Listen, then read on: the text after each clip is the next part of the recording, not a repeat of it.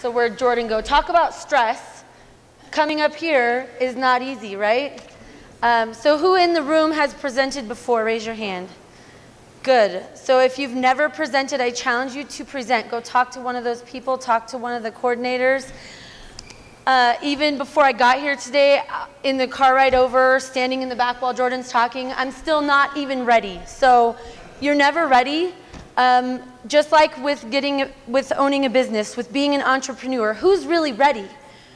I certainly was not. So I have many, many stories that I could share with you about what led me to this, but you'll just have to get to know me over time. So here's a few of my stories, and that's what really 1 Million Cups is about, is the person's story, not about my business. So our 20 minutes of questions and answers is going to be really important for you to get to know more about my business, but I'll do my best in my 6 minutes that goes by in a flash. So I had to write it down too, because I'm not just going to try to keep it up in my head, you know? My husband Brian and I were a blended family of 7. So we have a lot going on, but that's kind of how we like it. We always have had multiple jobs. I was a martial arts instructor for 11.5 years. I've always loved every job I've ever done. I loved being a part of a large community, being able to work with large groups of people, with small groups of people. And now what I'm doing with the event coordination, a lot of that came from that, but a lot of it came from my own natural abilities that I didn't even know I had until I stepped out of working for somebody else. So working for myself, I never anticipated on doing that.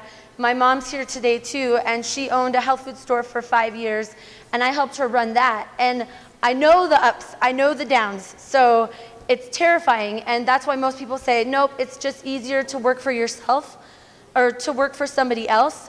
But I can actually tell you, Bob sucked this information out of me today.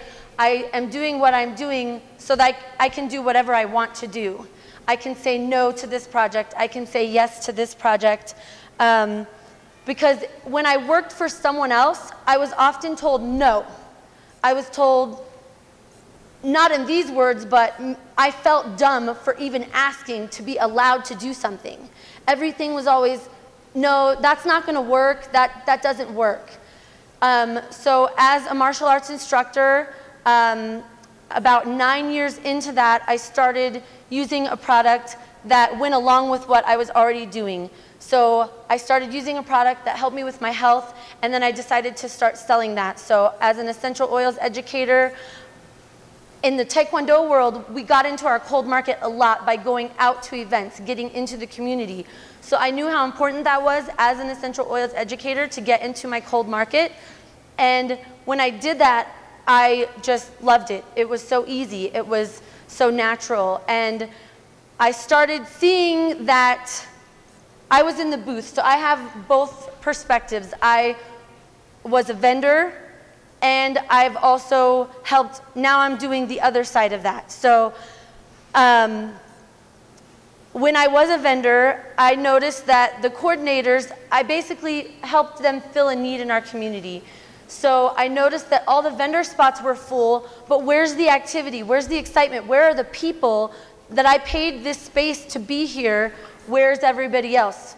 So I was noticing just different gaps like that. So I have a large team here, so they started doing the booths. I would retain that space, and then I found myself doing what I used to do in Taekwondo with the events and helping, you know, social media stuff and inviting people and going to networking groups and making sure everybody knew what was happening in the community, and that helped out my people in their booth. But I was doing that for free, and that was not working. So I just one day was like, what am I doing? Why am I doing this for somebody else for free?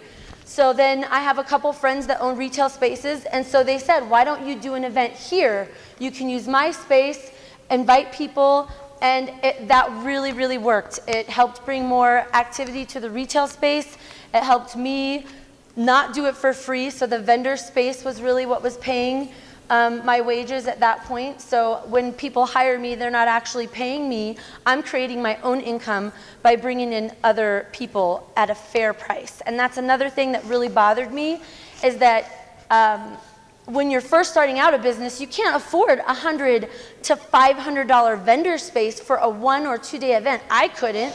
And even now, I still don't want to pay those fees. I want to have a fee that anyone can participate in and offer trade work and things like that. So I already saw my 1 minute mark was a while ago. Again, these 20 minutes of Q&A is going to come in really handy because I know I didn't read everything on my list here. So thank you, guys. I will let us move into that.